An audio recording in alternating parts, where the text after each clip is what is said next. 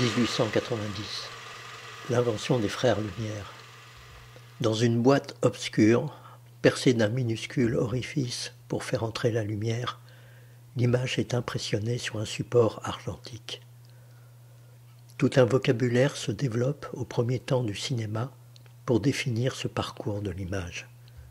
Chambre noire, exposition, ouverture, sensibilité de la pellicule, impression, vitesse de défilement, développement, révélation, projection. Un équilibre qualitatif et quantitatif doit s'établir entre lumière et obscurité. Les caméras sont chargées et déchargées dans le noir. La pellicule est révélée après un passage dans divers bains chimiques qui commencent dans l'obscurité des cuves pour finir par s'enrouler à la lumière du labo. De la caméra à la projection, tout un cheminement se fait dans des lieux obscurs ou sombres. La lumière se traite ainsi.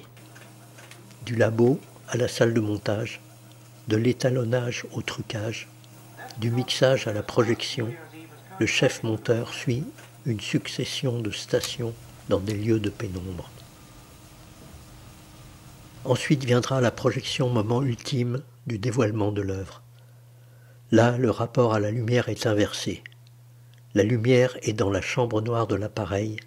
Elle projette l'image de nouveau dans une salle obscure et finira dans la boîte noire de notre cerveau.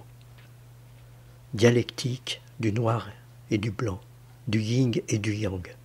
Rapport incessant et renversé où l'un n'existe pas sans son opposé. À l'image du cerveau, chambre noire dans laquelle s'analyse et s'illumine l'image du monde, la caméra enregistre. Mais pour l'opérateur, rien n'est acquis. Malgré la connaissance et la pratique de son métier, il lui faudra attendre le développement pour connaître le résultat de ses réglages. Réglage des lumières, exposition, ouverture, mise au point, la pellicule peut être voilée, avoir pris le jour à un moment du processus, être surexposée ou sous-exposée, manquer de sensibilité.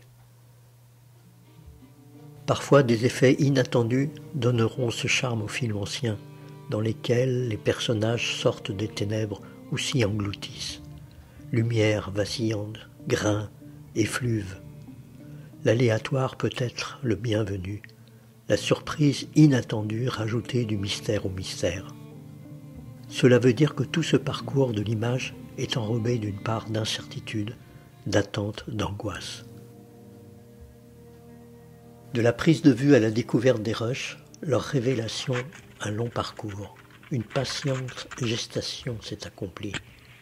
Le temps s'est écoulé au rythme des différentes opérations. Le temps se mesure aussi en mètres ou kilomètres de pellicule impressionnée. Le vocabulaire de la prise de vue est alors, en ces temps passés, curieusement lié à celui des émotions humaines. Sensibilité, impression, révélation, projection. Un temps suspendu, un temps qui émerge des profondeurs du psychisme, un temps spectral, un temps mystique, un temps lunaire.